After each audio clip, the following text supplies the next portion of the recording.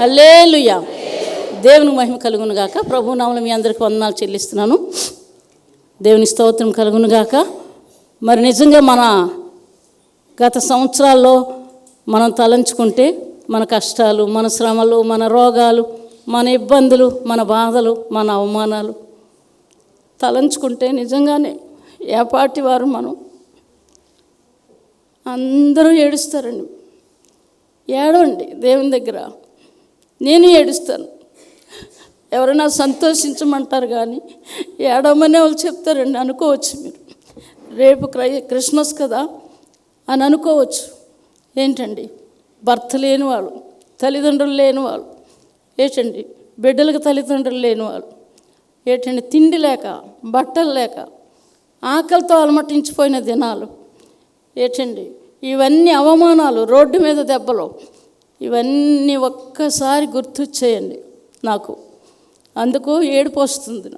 మరి మీకేం వస్తుందో నాకు తెలియదు కానీ మీ పరిస్థితులు మీరు తలంచుకోండి. తప్పకుండా ఏడుస్తారు, తప్పకుండా ఏడుస్తారండి పరిస్థితులు చూస్తే. ఏంటండి మరుగుజ్జులు లాంటి జీవితాలు, ఏంటండి ఎవరూ ప్రేమించలేని జీవితాలు, ఏంటండి అసహించుకున్న జీవితాలు, రోగాలు, బాధలు, అవమానాలు, ఇన్ని విషయాల్లో దేవుడు తప్పించాడు. ఏపాటి దానినండి, ఏపాటి దాన్ని మనం తలంచుకోవాలండి. నిజమే, దేవుడు గొప్ప దేవుడు. ఆయన బాధపడుతూ మనల్ని సంతోషించమని చెప్పే దేవుడు. మీ శ్రమల్లో మీరు సంతోషించండి. మీ మీద అబద్ధం చెప్పినప్పుడు మీరు సంతోషించండి. ఆయన ఏం చేశాడు? ఆయన సిలువలో ప్రాణం పెట్టేటప్పుడు కేకలు, రోదన మన కోసం, మనం బాగోవాలి, మనం సంతోషించాలి, మనం ఆనందించాలి. దానికోసం చిన్న శ్రమ వస్తే భరించలేరు, చిన్న బాధ వస్తే భరించలేరు. కానీ ఆయన తలంచుకుంటే నిజంగా భరిస్తామండి. మారు మనసు పొందిన వాళ్ళే భరించగలరు, మిగతా వాళ్ళు భరించలేరు. కాబట్టి మనం ఏం చేయాలి? ఎంత డబ్బు ఉన్నామండి, ఎంతమంది ఉన్నామండి, వ్యక్తిగతంగా దేవుని దగ్గరికి వెళ్ళడం నేర్చుకోవాలి. చాలామంది గర్విష్ఠులు దేవుడంటే ఇష్టపడరు. మనసులో ఏం చేస్తారు? దేవుని ఆలయంలోనే కూర్చుంటారు. కానీ దేవుడి మీద ఇష్టం ఉండదు. నేను చెప్పగలను కానీ నేను చెప్పను. అలాగ ఉండకూడదండి. నువ్వెంతటి దానివి, నేను ఎంతటి వాడు దాన్ని. నువ్వేమాత్రపు వాడవు, నువ్వేమాత్రపు దానివి, నేనేమాత్రపు దాన్ని. నువ్వు గుర్తు జీవితంలో ఉండిపోవాలి చనిపోయిన దాకా.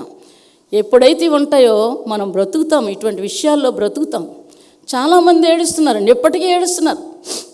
పిల్లలు సరిగ్గా లేక వేసిన ఒక తల్లినైతే బిడ్డ పీక పట్టుకొని నొక్కేస్తున్నాడండి.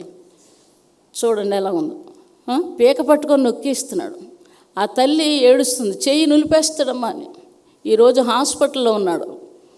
చనిపోయే స్థితి మళ్ళీ ఆ తల్లే దిక్కయింది. ఒక తల్లిని, ఒక కొడుకుని అన్యాయంగా తోసి పడేశారు. అన్యాయంగా తోసి అవతల పంపించేశారు. మంచి కొడుకు, మంచి కోడలు రోడ్డు మీద పంపించారండి. దేవుడిని నమ్ముకున్నందుకు చెట్టు కింద ఉన్నారు, వాళ్ళు చెట్టు కింద ఉన్నారు. అటువంటి అన్నీ తలంచుకుంటే, మన జీవితాలు తలంచుకుంటే మనకి ఏడుపు రాదా? నవ్వు వస్తుందా?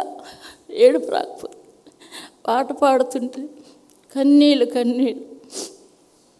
కడుపు కాకలి, అన్నం లేకపోయిన దినాలు, దెబ్బలు కాసే దినాలు, అవమానపడే దినాలు, ఇవన్నీ తలంచుకొని మీ శ్రమలు, మీకున్న శ్రమలు మీకు. ఈరోజు దేవుడు మనల్ని ఉన్నతమైన స్థితిలో పెట్టాడు. ఆయన నామానికి ఎన్నైనా వందనాలు. కానీ తలంచుకొని దేవుని దగ్గర మాత్రం మీరు ఎప్పుడూ కూడా హద్దు దాటకండి, ఆజ్ఞ మీరకండి. ఆయన మాట వినండి, మిమ్మల్ని ఆశీర్వదిస్తాడు. ఆ పాటలోనే దేవుడు నా ఎదురుగుంట నిలబడి చెయ్యిలాగా పెట్టి నిన్ను ఆశీర్వదిస్తానంటున్నారు, నిన్ను ఆశీర్వదిస్తానని చెప్తున్నారు. ఇవన్నీ నాకు గుర్తొచ్చాయి. ప్రభువా, నువ్వు ఎంత గొప్ప దేవుడు. నన్నే కాదు, మిమ్మల్ని ఆశీర్వదిస్తాడు ఆయన, మిమ్మల్ని ఆశీర్వదిస్తాడు ఆయన. కానీ జాగ్రత్తగా ఉండడం, దేవునికి మహిమకరంగా జీవించడం నేర్చుకోవాలి. దేవుని ఆజ్ఞలు ఆలకించడం నేర్చుకోవాలి. ఏంటండి, ఎవరికైనా సరే దేవుని మాట ఎప్పుడైతే వింటారో వాళ్ళు బ్రతుకుతారు, వినకపోతే బ్రతకరు. దేవునికి మహిమ కలుగునుగాక. వాక్యం చూసుకుందామండి. ఆదికాండం 39వ అధ్యాయం, 39వ అధ్యాయం 2వ వచనం. యోసేపుని దేవుడు ఆ ఇంటిలో వర్ధిల్ల చేశాడట. యెహోవా యోసేపునకు తోడైయుండెను గనుక అతడు వర్ధిల్లుచు తన యజమానుడకు ఆ ఐగుప్తీని ఇంట నుండెను. చాలు, దేవునికి మహిమ కలుగునుగాక. హల్లెలూయా. దేవుడు తోడై ఉండాల కష్టాల్లో, నష్టాల్లో, అవమానాల్లో. యోసేపు ఎక్కడి నుంచి ఎక్కడికి వచ్చాడు? ఎక్కడి నుంచి ఎక్కడికి వచ్చాడు? స్వతంత్రం నుంచి బానిసత్వానికి వచ్చాడు. ఆ ఇంట్లో ఏం చేస్తున్నాడు? రోజు ఇల్లు తడిగుడ్లో పెట్టాలి, ఏంటండి అక్కడ చెప్పినవన్నీ చేయాలి. ఇలాంటి పని చేసినప్పుడు యోసేపు వచ్చిన తర్వాత ఇంట్లో ఏం జరిగిందో ఆ గృహ యజమాని కనిపెట్టాడు. చూడండి, మొదటి వచనం. యోసేపును ఐగుప్తు నుంచి తీసుకుని వచ్చినప్పుడు ఫరో యొక్క ఉద్యోగస్తుడును రాజ సంరక్షక సేనాధిపతి అయిన పోతీఫరును ఒక ఐగుప్తీయుడు అక్కడికి అతన్ని తీసుకుని వచ్చిన ఇష్మాయేలు యొద్దకు అతన్ని కొనెను.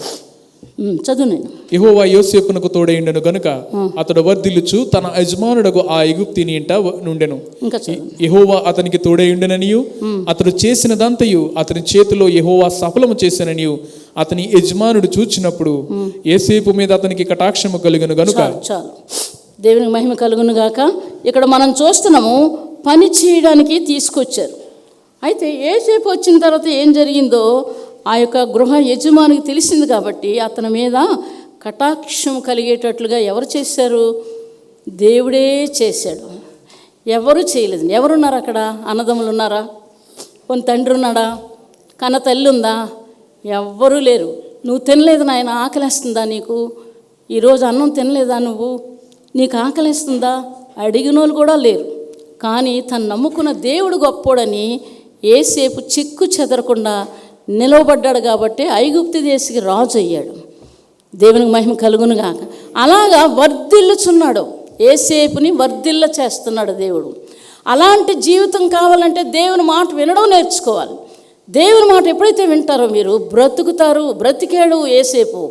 చంపేసినటువంటి వ్యక్తులు చంపేస్తారు, వాళ్ళతో బానిసత్వం చేసి పని చేసి చేసి చేసి చచ్చిపోతాడులే అనుకొని తిరిగి మళ్ళీ ఎక్కడికి వచ్చారు? అన్నదమ్ములు తన కాళ్ళ దగ్గరికి వచ్చారు. దేవుడు తన చూపించింది జరిగించాడు. దేవుని మహిమ కలుగునుగాక. మన జీవితాల్లో జరగాలంటే మనం నిలబడడం నేర్చుకోవాలి. దేవుని సన్నిధిని ముందు ప్రేమించడం నేర్చుకోవాలి. దేవుని సన్నిధిని ప్రేమించడం, వాక్యాన్ని ప్రేమించడం, ప్రార్థన చేయడం, నీతిగా యథార్థంగా నిర్దోషులుగా జీవించడం నేర్చుకోవాలి. గొప్పలకి డంబాలకి ఏంటండి నాకేంటి అని కొంతమంది ఉంటారు, అలాగ ఉండకూడదు. దేవుని బిడ్డలు ఎప్పుడు కూడా తగ్గించుకోవడం నేర్చుకోవాలి. దేవునికి మహిమ కలుగునుగాక. హల్లెలూయా, హల్లెలూయా. ఆ సృష్టికర్త భూమి మీదకి వచ్చి తను తాను తగ్గించుకొని రిక్తుడిగా మారిపోయాడు.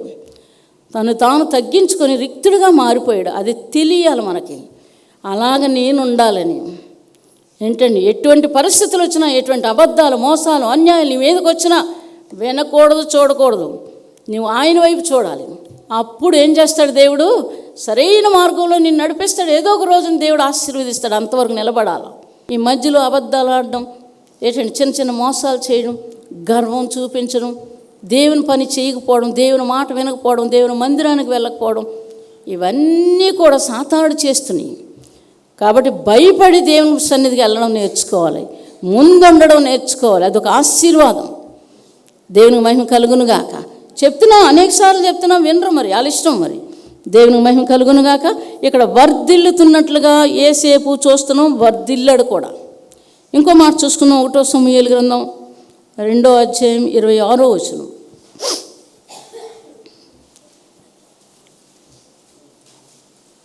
1 సమూయేలు గ్రంథం 2వ అధ్యాయం బాలుడగు సమూయేలు ఇంకను ఎదుగుచు యెహోవా దయందును మనుషుల దయందును వర్ధిల్లుచుండెను. దేవుని మహిమ కలుగును గాక. సమూయేలుని చూస్తే చక్కటి ఉపమానాలు నేర్చుకోవచ్చు. తల్లి చిన్న బిడ్డను తీసుకొచ్చి ఎవరికి? ఏలీకి అప్పచెప్పింది. ముందు ఏమన్నాడు? నువ్వు బాగా తాగి ఉన్నావు అన్నాడు తల్లిని. అప్పుడు అలా కాదు, నేను మనోదుఖం కలిగి దేవుని సన్నిధిలో బహు రోషంగా నేను ఏడుస్తున్నానని అన్న చెప్తుంది. అటువంటి వ్యక్తి తన మొక్కుకున్న మొక్కుబడి ఏం చేసింది? తీసుకొచ్చి దేవుని సన్నిధిలో మరి ఏలీ చేతిలో పెట్టింది. అక్కడ ఈ సమూయేలు ఏం చేస్తున్నాడు? పరాయి వాళ్ళ ఇంట్లో ఉన్నాను, పరాయి వ్యక్తి నన్ను చూస్తున్నాడు అని అనుకోలేదు. అక్కడ చూస్తుంటే ఏలీ బిడ్డలు భయంకరులు. వాళ్ళు చేస్తున్న పనులు భయంకరమైన పనులు చేస్తున్నారు. పచ్చిది లాగేసుకుండేవారు మాంసం. చూడండి, అక్కడ అందరూ ఉన్నారు. పచ్చిది ఏచండి. ఆ తర్వాత ఉడుకుతుండగా తినేయడం, ఇలాంటి అసహ్యమైన కార్యాలు. చర్చు సంఘంలోకి వచ్చిన వాళ్ళతో వ్యభిచారం చేయడం, తాగడం, దౌర్జన్యాలు, ఇవన్నీ చేయడాన్ని ఆ రాజు ఏం చేశాడు? కళ్ళు పీకేసి ఉరేసేసాడు. అదే స్థానంలో ఉన్నటువంటి సమూయేలు ప్రవక్తగా మారిపోయాడు. దాను మొదలుకొని బేత్షెబ వరకు కూడా సమూయేలు ప్రవక్తగా స్థిరపడ్డాడు. ఏ జీవితం ఉంది సమూయేలుకి? ఏ జీవితం ఉంది ఏలీ కుమారులకి? చూసుకోవాలి. సమూయేలు అప్పుడు ఎవరు ఖాతరు చేయలేదు, ఎవరికి తెలియలేదు. ఏలీకే తెలుసు సమూయేలుతో దేవుడు మాట్లాడుతున్నాడు, ఎవరికీ తెలియదు. తర్వాత తన ప్రార్థనలు ఆలకించి దేవుడు ఏం చేశాడు? ప్రవక్తగా సిద్ధపరిచాడు. ఊర్లోకి వస్తేనే భయం. సమూయేలు వస్తే సమాధానంగా వస్తున్నావా, మాకేమన్నా జరుగుతుందా అని ఊరు పొలిమేరల దగ్గరికి వెళ్ళిపోయేవారు. అటువంటి సమూయేలు వర్ధిల్లుతున్నాడు, వర్ధిల్లడం నేర్చుకోవాలి. వర్ధిల్లాలంటే ఎలాగుండాలి? పక్కోడిది పడేసుకోవడమా? ఏచండి, దౌర్జన్యం చేయడమా? మోసాలు అన్యాయాలు చేయడమా? వడ్డీలకి ఇవ్వడం, బూతులు తిట్టడం, ఇంట్లో ఏంటంటే ఇంకా రకరకాల దౌర్జన్యాలు చేయడం, ఇవి కాదు క్రైస్తవ లక్షణాలు. సమూయేలుని చూస్తున్నాం, యేసేపుని చూస్తున్నాం. ఇంకో వ్యక్తిని చూద్దాం. 1వ దశలోని పత్రిక 3వ అధ్యాయం 13వ వచనం. మరియు మన ప్రభు అయిన యేసు తన పరిశుద్ధులందరితో వచ్చినప్పుడు మన తండ్రి అయిన దేవుని ఎదుట మీ హృదయములను పరిశుద్ధత విషయమై అనింద్యమైనగా ఆయన స్థిరపరచుటకై మేము మీ ఎడల ఎలాగూ ప్రేమలో అభివృద్ధి పొంది వర్ధిల్లుచున్నామో అలాగే మీరును ఒకని ఎడల ఒకడును మనుషుల అందరి ఎడలను ప్రేమలో అభివృద్ధి పొంది వర్ధిల్లునట్లు ప్రభువు దయచేయునుగాక. ఆమేన్. దేవునికి మహిమ కలుగునుగాక. ఈ దశలోని పత్రికలో హృదయం గురించి చెప్తున్నాడు. హృదయము పరిశుద్ధత కలిగి ఉండాలి. ఏంటంటే అందులో అన్నీ ఉంటాయి. అరటిపళ్ళు తొక్కలు, ఉల్లిపాయ తొక్కలు, పచ్చిమిరపకాయ మోటుకులు, ఏంటండి కంగాలంతా కూడా హృదయంలో పెట్టుకుంటారు, చేస్తారు. పాలల్లో అలా చేస్తామండి. ఒక పాలు ఉన్నాయనుకోండి, అందులో ఇవి వేస్తే బాగుంటాయా? విరిగిపోతాయి. జీవితం కూడా అంతే, విరిగిపోతుంది. దేవునికి ఇవ్వకపోతే ఏం చేస్తుంది? రకరకాల జీవితం. హృదయం మాత్రం దేవుడికి ఇవ్వడం నేర్చుకోవాలి. హృదయంలో ఏమీ ఉండకూడదు. అందుకే దేవుడు ఆది నుంచి కూడా చెప్తున్నా, కుమారుడా నీ హృదయం నాకు ఇయ్యు. ఆ హృదయంలోనే అన్నీ పెట్టుకుంటారు. ఎవరి మీద కోపం కానీ ఏదైనా అనాలంటే అన్నిటిస్తే మంచిది, అది ఉండదు. ఇంకా ఏంటంటే కోపం కానీ ఏమైనా ఉంటే ఏం చేస్తారు? హృదయంలో పెట్టుకుని అలాగా కుళ్ళిపోతారు. కుళ్ళిపోయి జబ్బు కింద తయారవుతుంది. జబ్బు కింద తయారై ఆఖరికి మరణం వస్తుంది. పాపం వల్ల వచ్చే జీవితము మరణము. ప్రభువైన యేసుక్రీస్తునందు విశ్వాసం ఉంచితే నిత్య జీవము. ఏది కావాలో నిర్ణయం చేసుకోవాలి. హృదయం దేవుడికి ఇవ్వడం నేర్చుకోవాలి, తగ్గించుకోవడం నేర్చుకోవాలి. యేసు ప్రభు చెప్పిందేంటి మనకి? తగ్గింపు. పుట్టిన దగ్గర కూడా పశువుల పాకలో ఎందుకు వచ్చారు? ఆయన తగ్గించుకున్నారు. రాజులకు రాజు, ప్రభువులకు ప్రభు అయినటువంటి దేవుడు పశువుల పాకలోకి వచ్చారంటే అర్థం చేసుకోండి ఆయన ఎందుకు వచ్చాడో. రోత అక్కడంతా రొచ్చులు ఏంటండి, ఆ యొక్క పశువులు ఆ కంగాలిలోని దేవుడు పుట్టాడు, సృష్టికర్త. ఎందుకోసం? పరిశుద్ధుడైనటువంటి దేవుడు అటువంటి జీవితాలను మార్చడం కొరకు, మన హృదయాలు మార్చి పవిత్రంగా చేసి పరిశుద్ధులుగా తీర్చిదిద్ది ఆయనతో పాటు ఉంచుకోవడం కొరకు ఇవన్నీ చేశాడు. పుట్టు దగ్గర నుంచి చనిపోయిన దాకా కూడా యేసు ప్రభు లక్షణాలు అలా కనబడుతున్నాయి. కాబట్టి మనం కూడా ఆ విధంగా జీవించడం నేర్చుకోవాలి. అప్పుడు వర్ధిల్లుతాము. మా ప్రేమలో వర్ధిల్లారట. ప్రేమ ఒకని ఎడల ఒకడు ప్రేమ. ఆ ప్రేమ అంటే చెడ్డదాని గురించి కాదు. మన వాక్యం ఉంటుంది, మనం కయ్యూను వంటి వారమై ఉండరాదు. కయ్యూను దుష్టుడు కాబట్టి తన అన్నను చంపాడు. కాబట్టి ఈ విషయాలు నేర్చుకోవాలి, ఈ విషయాలు జాగ్రత్తగా ఉండాలి. మనం వెళ్ళే మార్గము సరైందో కాదో చూసుకోవాలి. ప్రతి అడుగు వేసినా, ఒక వాక్యం చదివినా, ఏదైనా పని చేసినా దేవునికి ఇష్టకరంగా నేను ఉన్నానా, చేస్తున్నానా, దేవుడు ఇష్టపడుతున్నాడా, నా జీవితాన్ని బట్టి సంతోషిస్తున్నాడా, ఇవి మనకు ఉండాలి. మనుషులు ఎవరో మనకి ఏమీ చెయ్యక్కర్లేదు. వాళ్ళు వచ్చి ఏం చేసినా సరే ఏదో ఒక రోజున ఏదో మాటలు మాట్లాడతారు. కాబట్టి అవన్నీ అనిపించుకోకుండా అంటే అది అక్కర్లేదు. అదే దేవుడు చెప్తాడు, నాకు అది మనుషులు మెప్పు మంచిది కాదు, దేవుడు మెచ్చుకునే జీవితమే మనకు కావాలి. కాబట్టి వర్ధిల్లాలి, ప్రతి వ్యక్తి వర్ధిల్లాలి. వర్ధిల్లాలంటే ఏం చేయాలి? ఆయన చేతుల్లో దాగోవాలి, ఆయన గాయాల్లో దాగోవాలి. నువ్వే పని చేసినా ఆయన గాయాల్లో దాగోవాలి. క్షణం కూడా నీ పరిస్థితులు జ్ఞాపకం రావాలి. దేవుడు నిన్నప్పుడు ఆశీర్వదిస్తాడు. నా బిడ్డ మర్చిపోలేదు, నన్ను మర్చిపోలేదు, నేను చేసే మేలు మర్చిపోలేదు, నేను చేసినటువంటి కార్యాలు మర్చిపోలేదు. కాబట్టి నా బిడ్డను ఆశీర్వదిస్తాను. దేవునికి మహిమ కలుగునుగాక. హల్లెలూయా. నన్ను ఆశీర్వదిస్తానని దేవుడు చెప్తున్నాడు. మిమ్మల్ని మీరు చెప్పండి, నన్ను ఆశీర్వదిస్తాడు. అందరూ చెప్పండి, నన్ను ఆశీర్వదిస్తాడు, నన్ను ఆశీర్వదిస్తాడు. మిమ్మల్ని ఆశీర్వదిస్తాడు దేవుడు. దేవునికి మహిమ కలుగునుగాక. ఆ గొప్ప దేవుడే ఇవ్వాలి. అది మనుషుల వల్ల వచ్చిందంటే పోతుంది. ఎలాగైనా బైబిల్ చెప్తుంది, మనుషుల వల్ల కలిగిందా అది పోతుంది. దేవుడిచ్చాడా పోదు. ఎంతమంది లాక్కుందామన్నా పోదు. దేవునికి మహిమ కలుగునుగాక. హల్లెలూయా. కీర్తన గ్రంథం చూసుకుందామండి. దేవుడు ఇక్కడ ప్రేమ విషయంలో వర్ధిల్లడం, అక్కడ యేసేపు రాజుగా చేయడానికి వర్ధిల్లడం మనం చూస్తున్నాం. ఆదికాండ సమూయేల్ని వర్ధిల్ల చేశాడు. ఎలాగ వర్ధిల్ల చేశాడు దేవుడు. దేవునికి మహిమ కలుగునుగాక. దశలోని పత్రికలో అపోస్తలుని పౌలు ఆ శిష్యులందరూ కూడా వర్ధిల్లుతున్నారు. దేవుని వాక్యమందు ప్రేమయందు వర్ధిల్లుతున్నారు. మనం వర్ధిల్లడం నేర్చుకోవాలి. కీర్తన గ్రంథం 92వ అధ్యాయం 13వ వచనం. యెహోవా మందిరములో నాటబడిన వారై వారు మన దేవుని ఆవరణంలో వర్ధిల్లుదురు. దేవునికి మహిమ కలుగునుగాక. ఇక్కడ యెహోవా మందిరంలో నాటబడిన వారే అంటే దేవుని మందిరం అంటే ప్రేమించే వ్యక్తులు. చూడండి, ఇష్టానుసారంగా వచ్చి వెళ్ళిపోవడం కాదు. దేవుని మందిరం అంటే ఇష్టపడిన వాళ్ళు ఏం చేస్తాడు? నాటుతాడు, మొక్కల కింద చేస్తాడు. వాడిని చాలా చాలా రకాలుగా ఉన్నాయి వాళ్ళ గురించి వాక్యాలు.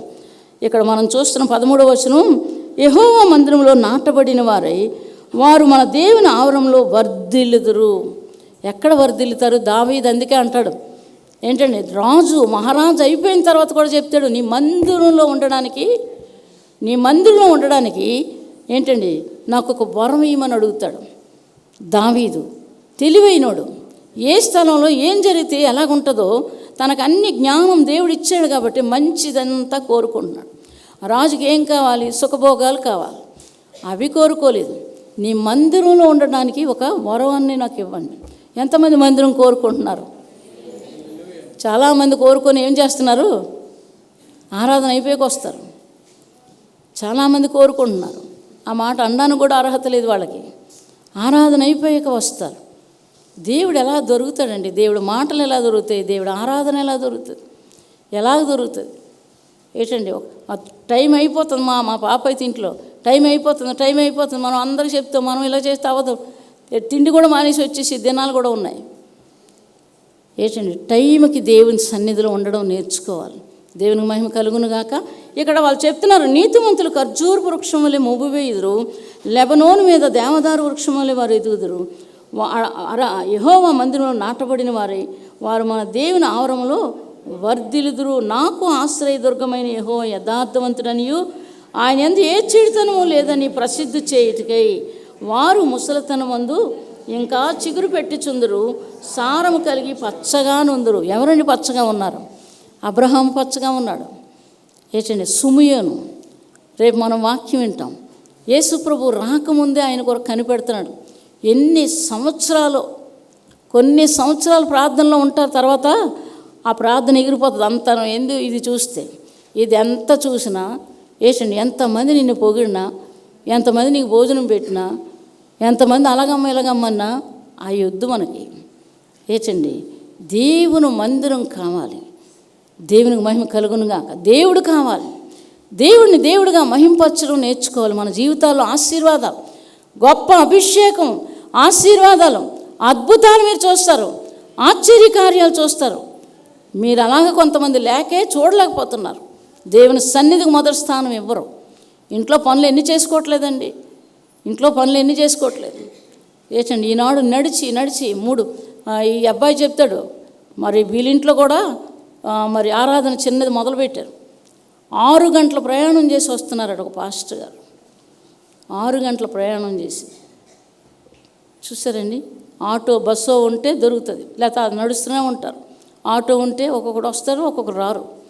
ఇలా 6 గంటలు నడిచి వస్తున్నారు. అర్థం ఏం లేకపోవడం లేదు, పొలాలు ఉన్నాయి వాళ్ళకి, కానీ వాహన సదుపాయం లేదు. దేవుని మందిరానికి వెళ్ళడానికి ఆశ. దేవుని మహిమ కలుగునుగాక. హల్లెలూయా. కాబట్టి ఇక్కడ ఏం చెప్తున్నాడు? దేవుని ఆవరణలో వర్ధిల్లుదురు. రేపు ఇప్పుడు మీరు ఆలకించారు కదా, రేపు వచ్చే వారం మీరు ఏం చేస్తారు? ఈ మాట ఇక్కడ ఉంది కదా, మరి నేను ఎలా ఉండాలి? తీర్మానం చేసుకోవాలి. నేను ముందు వెళ్ళాలి, నేను ముందు దేవుని సన్నిధికి వెళ్ళాలి. మీరు ముందు వస్తే నాకు లాభం కాదు, మీకు లాభం, నాకు లాభం కాదు. ఈ విషయాలు గమనించుకోండి. దేవుని సన్నిధిని నిర్లక్ష్యం చేయడం కానీ, లేకపోతే ఏదో విధంగా వెళ్దాంలే, ఒక వెళ్ళి అడుగు పెడదామని ఇలాంటి మాటలు మాత్రం తీసేసుకోండి. వర్ధిల్లరు. దేవుని ఆవరణలో వర్ధిల్లుతారు. ఏంటండి, ఇంకా చూస్తే చాలా మాటలు దావీదు రాశాడు ఆలయం కొరకు. కీర్తన గ్రంథంలో దేవుని స్తుతించడం. మనకేం కావాలి? నానా విధాలుగా పాపం చేసి, మోసాలు చేసి, అన్యాయాలు చేసి ఆ జీవితం మంచిదా?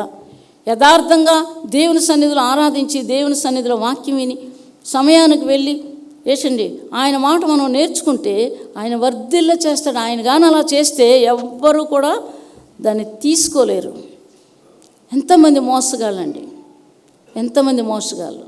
ఒక ఆమె చెప్తుంది, అమ్మా మాకు మా పిల్లల కోసం మేము ప్రార్థన చేస్తున్నాం, ఉద్యోగాలు వస్తున్నాయి, కానీ మా పక్కన ఉన్న వాళ్ళు చెడగొడుతున్నారు. ఏంటండి, అది భయంకరమేనా? అది మంచిదే. పక్కనున్న వాళ్ళు చెడగొడుతున్నారు. ఆవిడ చెప్తుంది, ఏడుస్తూ చెప్తుంది, మా జీవితాలు ఇలాగైపోతే వాళ్ళకి ఎంతో సంతోషం. అలాంటి బుద్ధే ఉండకూడదండి. దేవునికి మహిమ కలుగునుగాక. హల్లెలూయా. వాళ్ళు ఉద్యోగాలు వస్తే వాళ్ళు బాగుంటే ఎవరికైనా పేదవాళ్ళకి కొంచెం పెడతారు. ఏంటండి, వాళ్ళు బాగుంటారు, దేవుడికి మహిమ వస్తుంది. పలానా రోజుల్లో ఇలా ఉండేవారు, ఇప్పుడు దేవుడు వాళ్ళని ఇలాగ హెచ్చించాడు, దేవునికి మహిమ వస్తుంది. మహింపరిచిన వాళ్ళు మహింపరుస్తారు, లేదంటే కుళ్ళుకుంటారు. కొంతమంది అలాంటి వాళ్ళు కూడా ఉన్నారు. కాబట్టి దేవునిలో ఉండి, దేవునిలో దాగుని వర్ధిల్లడం నేర్చుకోవాలి. అటు ఇటు తిరగకూడదు. దేవుని మాట వినడం నేర్చుకోవాలి. ప్రార్థన మానకూడదు, వాక్యం వినడం మానకూడదు. వాక్యం చదవాలి, ప్రార్థన చేయాలి. వాక్యం వింటే ఏమవుతుంది? వాక్యం చదివితే ఏమవుతుంది చెప్తారేమన్నా? స్వస్థత. వాక్యంగానే మీరు చదివితే స్వస్థత వస్తుంది, విశ్వాసం పెరుగుతుంది, జ్ఞానం ఇస్తాడు, ఆశీర్వాదాన్ని ఇస్తాడు, అన్నీ ఉన్నాయి ఇందులో. కానీ చదవడాన్ని ఏమవుతుందంటే స్వస్థత. దేవునికి మహిమ కలుగునుగాక. హల్లెలూయా. అది చెయ్యరు చాలామంది. క్యాలెండర్ చూస్తారు, అందులో ఒక వాక్యం చూసుకొని ప్రార్థన చేసుకొని వెళ్ళిపోతారు. ఏంటండి, నేను పొద్దున్న వాక్యం చదువుకున్నానండి, ప్రార్థన చేసుకున్నాను, నేను అన్నీ చేశాను, యాక్సిడెంట్ అయిపోయింది. ఎందుకు అయ్యింది? మనం గతంలోకి వెళ్ళాలి. ఈరోజు ఎందుకు నాకు ఎలా జరిగింది? ఈ యాక్సిడెంట్ అవ్వడానికి కారణం ఏంటి? నేనేం తప్పు చేశాను? వెనక్కి వెళ్ళడం నేర్చుకోవాలి. అప్పుడు దిద్దుకోవాలి. దిద్దుకుంటే ఏం జరుగుతుంది? దేవుని కనికరం వస్తుంది. దిద్దుకోకపోతే కనికరం రాదు. అలాగే వీళ్ళందరూ వర్ధిల్లడానికి కారణం ఏంటంటే వారి జీవితాల్లో దిద్దుకోవడం, దేవుని అనుసరించడం. పరాయి దేశంలో యేసేపు ఆ విధంగా జీవించడానికి కారణం ప్రతిదీ కూడా దిద్దుకునేవాడు, పాపానికి ఒప్పుకునేవాడు కాదు, పాపం అంటే ఒప్పుకునేవాడు కాదు. అలాగుండడాన్ని జైలుకి వెళ్ళాడు. ఏచండి, చాలా బాధలు అనుభవించాడు. కానీ దేవుడు ఆఖరికి ఆయన చూశాడు, రాజుగా చేశాడు. దేవునికి మహిమ కలుగునుగాక. హల్లెలూయా. చాలా విషయాలు ఉన్నాయి. మొర్దెకై గురించి చూస్తే ప్రధానమంత్రిగా దేవుడు చేశాడు,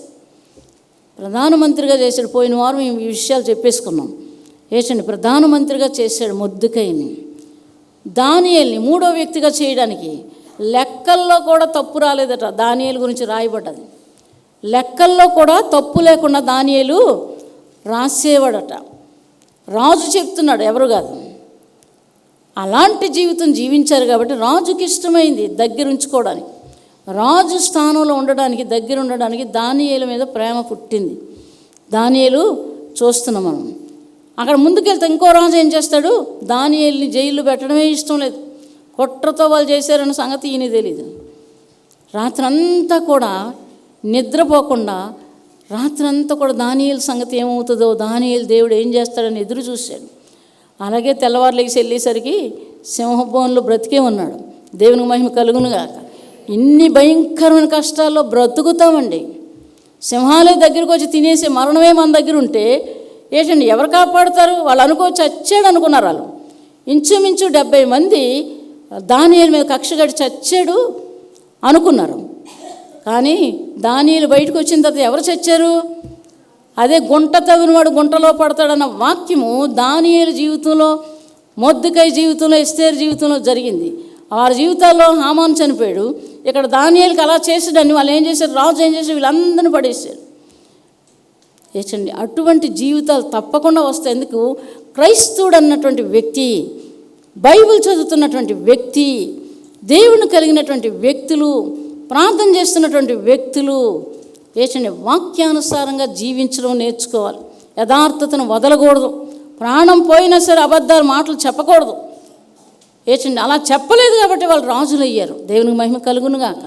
హల్లెలూయా. వాళ్ళు వర్ధిల్లారు. ఇక్కడ చూస్తున్నాం, తిమోతి పత్రికలో కూడా వర్ధిల్లాడట. నా ప్రియ కుమారుడైనటువంటి తిమోతి, పౌలు పిలుస్తాను అలాగని. ఆయన నీతి, ఆయన భక్తి, ఆయన తల్లి పెంపకం, సునీక ఆమె పెంచింది, అవ్వ పెంచింది. ఆ యొక్క భక్తిలో పెరిగినటువంటి వ్యక్తి తిమోతి అండి. పౌలు చూశాడు, నిజంగా ఇటువంటి వ్యక్తి మంచి వ్యక్తి అని ఏం చెప్తున్నాడు? నా ప్రియ కుమారుడైన తిమోతి. అలాగ జీవించడం నేర్చుకోవాలి. డబ్బులు మనల్ని రక్షించమండి. ఎంతమంది చెప్తున్నారు చెప్పండి? ఓట్ల ఎలక్షన్లు ఎవరు ఓడిపోతారో ఎవరు గెలుస్తారో తెలియదు. కానీ వాళ్ళకి ఏమవుతుంది? ప్రతి ఒక్కరికి రేపు ఏమవుతుంది, ఎల్లుండి ఏమవుతుంది, ఓట్ల ఎలక్షన్ వస్తే ఏమవుతుంది, ఎవరు గెలుస్తారు, ఎవరు ఓడిపోతారు? నిద్రే పట్టదు, తిండే తినరు. మనం చక్కగా నిద్రపోతాం, చక్కగా భోజనం చేస్తాం, చక్కగా నిద్రపోతాం. మోసాలు, అన్యాయాలు చంపేస్తాయి, మనిషిని చంపేస్తాయి. అవి ఒప్పుకొని విడిచిపెట్టిన వాడు కనికరం పొందుతాడు. ఏచండి, అలా తిమోతి జీవితంలో గొప్ప కార్యాలు దేవుడు చేశాడు. ఎక్కడికి వెళ్తే అక్కడ ఆత్మలు రక్షించబడ్డాయి. దాగున్నాడు, దేవుని హస్తాల్లో దాగున్న వ్యక్తి తిమోతి. దేవునికి మహిమ కలుగునుగాక. హల్లెలూయా, హల్లెలూయా. నాకెందుకు జరగలేదు. కొంతమంది గోల ఎందుకు జరగలేదు, జరుగుతాయి. ఆ గోల మానేయాలి ముందు, తప్పకుండా చేస్తాడు దేవుడు. దేవునికి మహిమ కలుగును గాక. మనం చూస్తున్నాము, యేసేపు గురించి చూసాం, సమూయేలు గురించి చూస్తున్నాం, దెస్సలోని పత్రికలో తిమోతి గురించి, కీర్తన గ్రంథంలో మరి అది చూస్తాం. 122 చూసుకుందాం నాయన, 16వ వచనం. అయితే వర్ధిల్లాలంటే దేవుడిని కలిగి జీవించాలి. ఒకడు మాయ చేస్తే ఆ మాయ చేత వాళ్ళు పట్టబడతారు. దేవుడు వాళ్ళని పట్టుకున్నాడు. ఈ అమాయకుడు గిలగిలా కొట్టుకుంటాడు. నేను చేయలేదని నా మీదకి ఎందుకు ఇలా చేస్తున్నారు, గిలగిల కొట్టుకొని ఏడుస్తారు. నీకు విడుదల, అవతలకి శిక్ష. బైబిల్ చెప్తుంది, దేవునికి మహిమ కలుగునుగా. అవతలకి శిక్ష. చూడండి 63వ అధ్యాయం చూడండి, కీర్తన గ్రంథం 68వ వచనం. దేవుడు లేచునుగాక, ఆయన శత్రువులు చెదరిపోదురుగాక, ఆయనను ద్వేషించి వారు ఆయన సన్నిధి నుండి పారిపోదురుగాక. పొగ చెదరగొట్టబడినట్లు నీ వారిని చెదరగొట్టుము, అగ్నికి మైనము కరుగునట్లు భక్తిహీనులు దేవుని సన్నిధికి కరిగి నశించుదురుగాక. నీతిమంతులు సంతోషించుదురుగాక, వారు దేవుని సన్నిధిని ఉల్లసించుదురుగాక, వారు మహదానందం పొందుదురుగాక. దేవునికి మహిమ కలుగునుగాక. భక్తిహీనులకి, నీతిమంతులకి ఎలాగైనా పట్టుకున్నాం, పర్వాలేదు వాళ్ళ పని అయిపోయింది అనుకుంటారు. వాళ్ళ పని అయిపోదు. ఇక్కడ చూస్తే తండ్రి లేని వారికి తండ్రి, విధవరాడికి న్యాయకర్త, ఖైదీలో ఉంచబడిన వారిని 5వ వచనం చదువునైనా. తన పరిశుద్ధాలయమందుండు దేవుడు తండ్రి లేని వారికి తండ్రియు, విధవరాండ్రకు న్యాయకర్తనై ఉన్నాడు. దేవుడు ఏకాంగులను సంసారులుగా చేయవాడు, ఆయన బంధింపబడిన వారిని విడిపించి వారిని వర్ధిల్ల చేయవాడు. ఈ మాట చెప్పాను, నేను తప్పు రాశాను. దేవునికి మహిమ కలుగునుగాక. వారిని బంధించబడిన వారిని విడిపించి వారిని వర్ధిల్ల చేయును. దేవునికి మహిమ కలుగునుగాక. మన జీవితాలు మార్చుకోవాలి. ఏదున్నా సరే హృదయంలోకి రానియకూడదు, బయట అలాగని చెయ్యకూడదు. చేతులతో కాళ్ళతో పర్వాలేదు, హృదయం అడిగా ఇచ్చేస్తాను, నేను నా ఇష్టానుసారం చేస్తానంటే అక్కడ కుదరదు. నీ దేహము దేవునికి ఆలయము. ఎంతమందికి తెలుసు? దేవునికి మహిమ కలుగునుగాక. నీ దేహము దేవునికి ఆలయం. అందుకే ఏం చేస్తారు, సమాధిలో పెడతారు. అది పాడైపోకుండా ఉండడానికి దేవుని దూతలు వచ్చి అక్కడ చూడగానే వాళ్ళు ఏమవుతారు, వారి రూపంతో లెగిసిపోతారు. ఏంటి, మహిమ దేహాలతో లెగిస్తారు. ఈ వ్యక్తి ముఖంతో మహిమ దేహాలతో లెగడానికి దేవుడు భద్రంగా వాళ్ళని పెట్టిలో పెట్టి దాచి ఉంచుతాడు. దేవునికి మహిమ కలుగునుగాక. హల్లెలూయా. దేహము దేవునికి ఆలయము, భూమి మీద ఉందని చెప్పి. చచ్చిపోతే ఎవరు చూసారులేండి అంటారు చాలామంది. ఎవరు చూడలే, కానీ దేవుడు చూస్తాడు. చనిపోతే దేవుడు చూస్తాడు. కాబట్టి జాగ్రత్తగా జీవించడం నేర్చుకోవాలి. వస్తాయి శ్రమలు, ఇబ్బందులు, కష్టాలు వస్తాయి, మనకు వస్తాయి, అవతల వాళ్ళకి వస్తాయి. వాళ్ళకి విడుదల లేదు, మనకి విడుదల ఉంది. దేవునికి మహిమ కలుగునుగాక. కన్నీరు కార్చి ప్రార్థన చేస్తే తప్పకుండా విడిపించే దేవుడు మన దేవుడు. దేవునికి మహిమ కలుగునుగాక. హల్లెలూయా. అందుకే దేవుని వాక్యం ఇంకా చాలా మాటలు ఉన్నాయి చెప్పుకోవడానికి.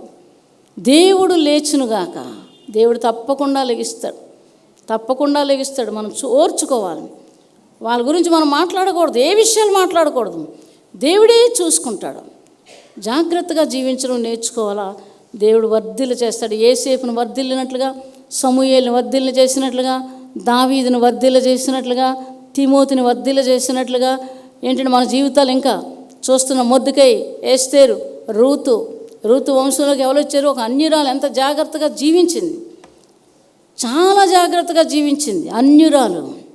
చూసారండి, ఆమె దేవుని ఆరాధించడం, ఆమె బైబిల్ చదవడం, ఆమె ప్రార్థనా జీవితం, 3 బిడ్డలు పోయి, భర్త పోయి, ఇన్ని జరిగినా ఈవిడేంటి దేవుడిని వదలలేదని బాగా అర్థం చేసుకున్న స్త్రీ రూతు. దేవునికి మహిమ కలుగునుగాక. అందుకు వంశోద్ధారకుడు వచ్చాడు. దావీదు కుటుంబంలోంచి రూతు కొడుకులో ఓబేదేం పుట్టాడు, తర్వాత యెస్సై, తర్వాత దావీదులోంచి యేసుక్రీస్తు వంశావళి. అంత చరిత్ర కారకురాలు ఎవరయ్యారు? చక్కగా జీవించింది కాబట్టి. కష్టం వచ్చిందని ఏం చేస్తారు, ఇది వదిలేసే పర్వాలేదు, పాపం చేస్తాం, అటు చేస్తాం అని అది చేస్తారు. అలాగ చేయకూడదు. దేవుని రాజ్యంలో ఉండవలసినటువంటి వ్యక్తులు అలాగ జీవించకూడదు. రూతులాగా జీవించడం నేర్చుకోవాలి. కష్టాలు, శ్రమలు, ఇబ్బందులు తన దేవుని చూసుకుంది. తన అత్త దేవుని ఎలా ఆరాధిస్తుందో చూసింది, వదలలేదు ఆవిడని ఎందుకు వదలలేదు? ఆమె లక్షణాలన్నీ చూసింది, ఇంట్లో ఉండి బాగా కనిపెట్టింది. ఆవిడ అసలు దేవుడే లేడు, హత్యలు చేసేది, చిన్న పిల్లల్ని చంపించేది. ఎవరు? రూతు. ఏంటండి అక్కడ ఆ యొక్క రాజ్యశాల తాలూకా వ్యక్తులు ఏంటంటే చిన్నపిల్లలు పెంచి వాళ్ళని బలిస్తారు. అక్కడ మొదటి వ్యక్తి ఎవరంటే ఆవిడ ఉండేది. అటువంటి వ్యక్తి మారిపోయి వంశోద్ధారకురాలయ్యింది. దేవునికి మహిమ కలుగును గాక. జీవితాలు జీవించడం నేర్చుకోవాలి. ఏంటండి వంశోద్ధారకురాలయ్యింది. మంచి వ్యక్తిని యేసు ప్రభువుని బహుమానంగా మనకి అక్కడి నుంచి మొదలైంది, మనకిచ్చింది. జీవితాలు మార్చుకోవాలి. ఏంటండి ఇతరుల కీడు చేయకూడదు. అబద్ధాలు, మోసాలు, అన్యాయాలు మాట్లాడకూడదు. ఈ విధంగా మనం జీవిస్తే తప్పకుండా దేవుడు మనల్ని కనికరించి మనల్ని వర్ధిల్లు చేస్తాడు. దేవునికి మహిమ కలుగును గాక. కళ్ళు మూసుకుందామండి, ప్రార్థన చేసుకోండి. నన్ను వర్ధిల్లు చేయి నాయనా, నీ మార్గంలో నడిపించు నాయన, నన్ను వర్ధిల్లించేయి నాయన, వర్ధిల్లింప చేయండి నాయన. మారు మనస్సు లేకముందు యోగ్యత కానీ తండ్రి అని పిలవడానికి కానీ అర్హత లేనటువంటి వ్యక్తులకి తండ్రి నాయన అని పిలవడానికి ఇచ్చిన అర్హతను బట్టి మీకు వందనాలు చెల్లిస్తున్నాం. ఈరోజు తండ్రి మాకు బాధ కలిగిన, వేదన వచ్చిన, సమస్య వచ్చిన తండ్రి అని పిలుస్తున్నాం. ఇంత గొప్ప కార్యాన్ని మాకు చేసినందుకు మీకు వందనాలు. బిడ్డలందరినీ వర్ధిల్లింప చేయండి నాయన, మమ్మల్ని వర్ధిల్లింప చేయండి నాయన. నీకు వందనాలు.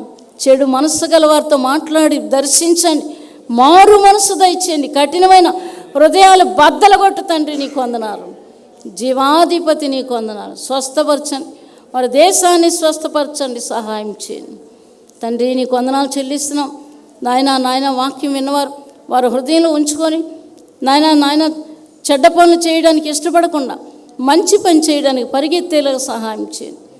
అద్భుతాలు జరిగించండి, మీరు మహిమ పొందండి నాయన తండ్రి. దుష్టుడు ఎత్తుకెళ్లకుండా సహాయం చేయండి నాయన. మీ రాజ్యంలో మేము ఉండడానికి కృప దయచేయండి. మీరే మహిమ పొందండి. మా పరిస్థితులన్నింటిలో కూడా మీరు చేసిన ఉపకారాలకు వందనాలు చెల్లిస్తున్నాం, కృతజ్ఞతాస్తుతులు చెల్లిస్తున్నాం. యేసుక్రీస్తు నామమున అడిగి వేడుకొని ప్రార్థిస్తున్నాం తండ్రి.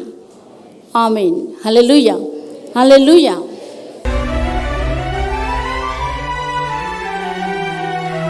ఆశలు